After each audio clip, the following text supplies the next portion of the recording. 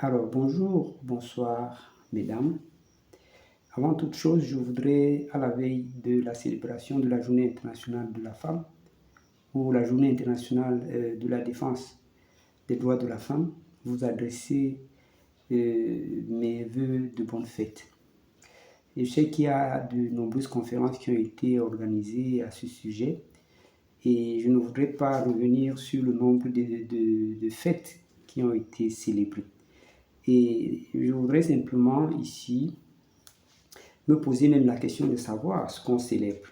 Parce que je vous ai dit, euh, une affaire comme celle des droits de la femme aujourd'hui, si jamais les femmes considèrent qu'elles ont perdu leurs droits, cela ne s'élabore pas, ne se discute pas à partir, n'est-ce pas, des concepts, des construits qui viennent d'ailleurs.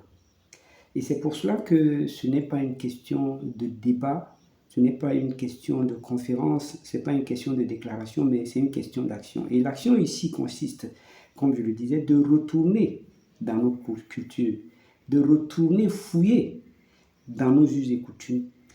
Et bien évidemment, nous trouverons certainement la voie parce que, entre autres, je rappelais que les dignitaires, qu'ils soient des rois, qu'ils soient des chefs, des monarques, quel que soit leur statut, sont nés des femmes. Et bien évidemment, lorsqu'on fait une étude profonde du rôle de la femme, de sa place, nous verrons que dans la vie de toute communauté, la présence de la femme, n'est-ce pas, se manifeste à tous les niveaux.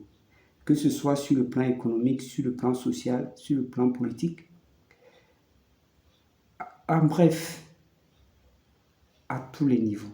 Ce qui voudrait donc dire que la compréhension de la décadence de ce qu'on appelle aujourd'hui les droits de la femme ou bien de sa position, de sa fonction, n'est-ce pas, est due simplement au fait que nous sommes dans le suivisme. Et c'est pour cela que je voudrais vous inviter à sortir de ce suivisme pour faire une exploration, n'est-ce pas, de nos cultures.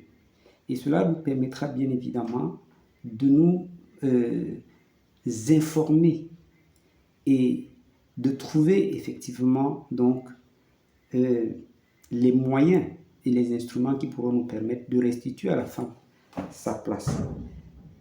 Et c'est pour cette raison que, en disant que l'homme n'est pas sans la femme et la femme n'est pas sans l'homme, il faudra bien que nous comprenions que cela est une condition de vie que nul ne peut changer.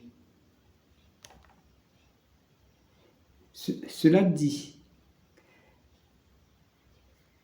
dans notre parti, par exemple, en raison bien évidemment de notre désir, de notre volonté de rompre avec ces concepts, nous pensons qu'aujourd'hui, on ne peut plus parler de parité, on ne peut plus parler, n'est-ce pas, d'égalité, on ne peut plus parler, n'est-ce pas, d'équilibre, ainsi de suite. Nous pensons qu'il faut rompre avec cela, parce que nous devons rentrer dans une phase, n'est-ce pas, de révolution franche.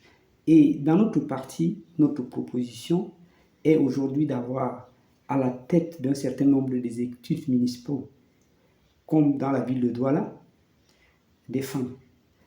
Je prends l'exemple de Douala 1er, à court terme d'abord, à court terme, Douala 1er, Douala 4e, Douala 3e. Et que nous ayons des femmes comme tête de liste. Et que nous ayons en même temps des femmes comme tête de liste dans un certain nombre de circonscriptions pour les élections législatives, notamment Voury-Ouest et Voury-Centre. Bien évidemment, à long terme ou à moyen terme plutôt, nous envisageons en même temps que, n'est-ce pas, une femme puisse devenir maire de la ville de Douala. Mais qu'à cela ne tienne, il faut dire que l'une des particularités pour arriver à cela, c'est que nous voulons briser, n'est-ce pas, cette conception qui voudrait que les hommes soient majoritairement dans les listes. Non, ce que nous pensons, c'est que nous voulons constituer des listes où nous pouvons nous retrouver dans une situation où il y a plus de femmes que d'hommes dans la liste. Et nous pensons qu'en le faisant, il n'y aura aucune violation de la loi. Et c'est pour cela que nous vous lançons cet appel.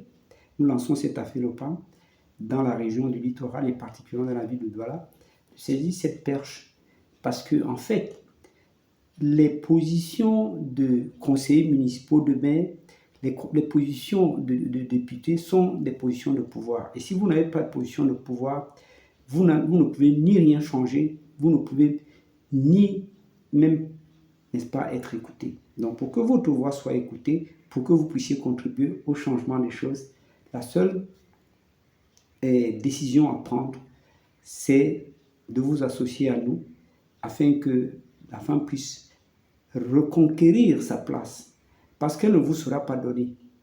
Il faut se battre, il faut avoir envie de recouvrir cette place et cela se fera. Nous vous attendons et nous vous souhaitons bonne fête d'avance.